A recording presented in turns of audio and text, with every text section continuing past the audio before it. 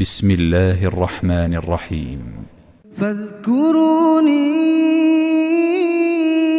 أذكركم واشكروا لي ولا تكفرون.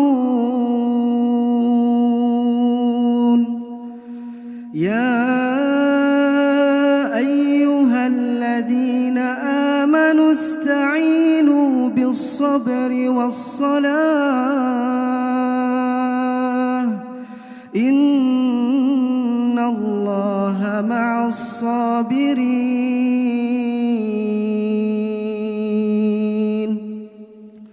ولا تقولوا لمن يقتل في سبيل الله أموات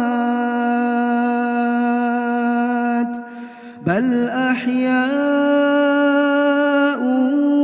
ولكن لا تشعرون. ولنبلونكم بشيء من الخوف والجوع ونقص من الأموال والأنفس والثمرات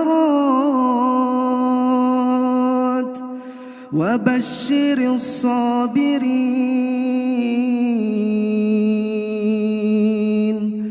الذين إذا